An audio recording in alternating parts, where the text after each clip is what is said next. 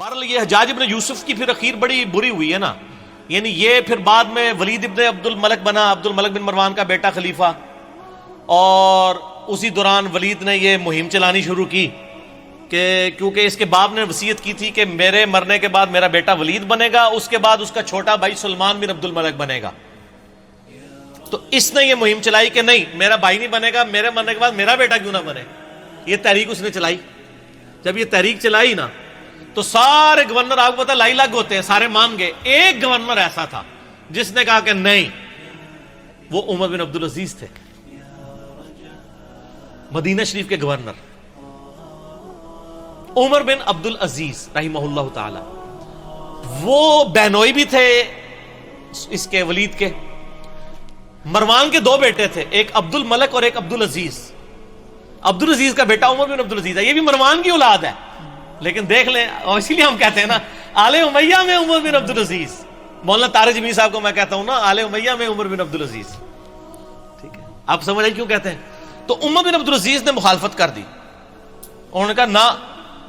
اب وہ کیا ہوا کہ اس نے پکڑ کے عمر بن عبدالعزیز کو قید میں ڈال دیا، چونکہ عمر بن عبدالعزیز جو ہے نا وہ بڑے محبوب گورنر تھے اپنے علاقے کے.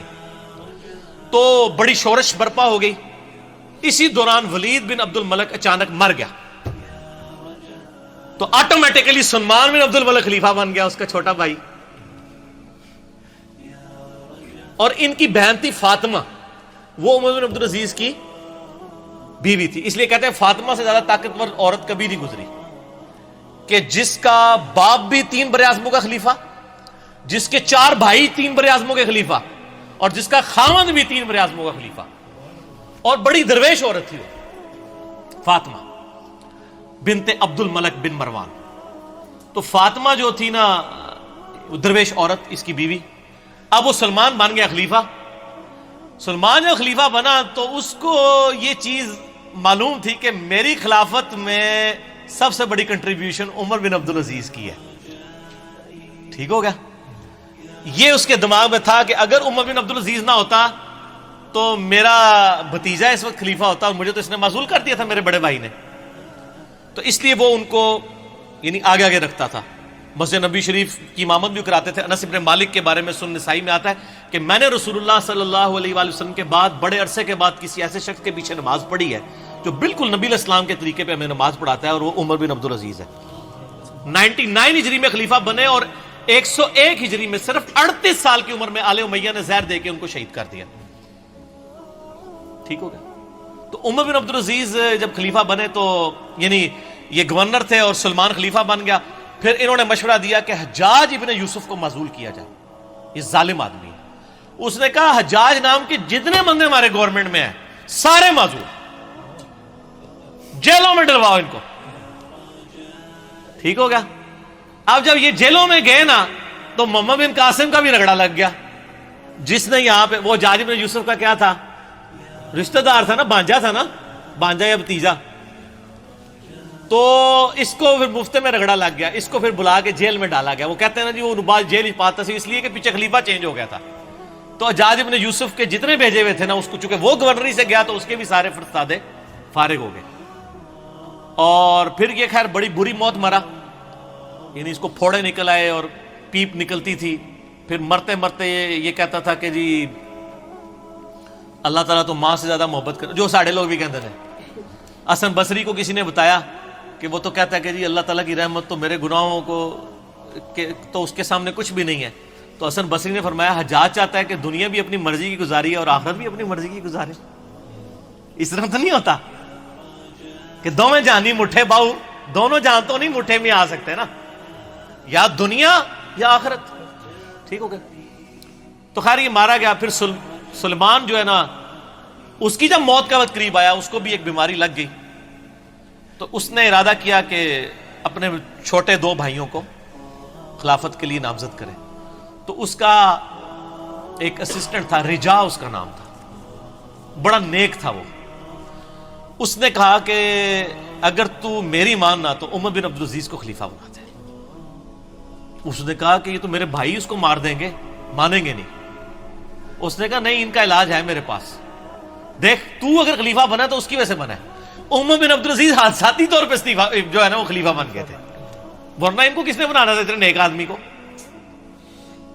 ان کا یار اس طرح کر کہ تو نہ ایک بند وصیت لکھ کے اس کو سیل کر دے، اور کہہ کہ اس سیل کے اوپر بیعت لو کہ نیکسٹ خلیفہ کون ہے، اور جو بیعت نہیں کرے گا اس کو قتل کر دیا جائے گا،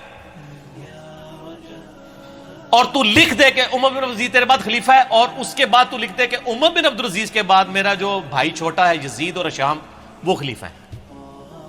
تو ان کو بھی امید لگ جائے گی چلو اسی ساٹھی باری بھی آ جائے گی۔ یہ لکھ کے نا جناب سیل کر دی گئی۔ اب سیل لے کے جب باہر آئی میدان جنگ میں، خیمے سے باہر نکلے اور کہا جی امیر المومنین نے اپنا سکسیسر مقرر کر دیا ہے، اس کے اندر اس کا نام ہے، تو بیعت کرو، بند کرو۔ وہ بھائی آگے لالچی، انہوں نے کہا نا کھول کے پڑھ ساڈا نام لکھے کہ نہیں؟ انہوں نے کہا میں کہنا تہاڈا نام لکھے، نام تو لکھے سی لیکن یہ نہیں پتا کہ کہڑے نمبر تے لکھے ہے۔ ٹھیک ہو گیا۔ اور دوسری طرف عمر بن عبدالعزیز آگے کہتے ہیں رجا مجھے بتا دے کہیں میرا نام تو نہیں لکھ دیا، ورنہ میں جنگلوں میں چلا جاؤں، میں خلافت کا بار نہیں اٹھا سکتا۔ ٹھیک ہو، یہ آپ اپروچ کا فرق دیکھ لیں۔ تو رجا کہتا ہے میں نے زندگی میں ایک ہی جھوٹ بولا ہے، نہ اس سے پہلے نہ اس کے بعد، وہ یہ تھا کہ میں نے کہا عمر تیرا نام نہیں ہے بیچ میں، کیونکہ مجھے خطرہ تھا کہ یہ چھوڑ دیں گے اور مسلمان ایسے حکمران سے محروم نہ ہو جائیں۔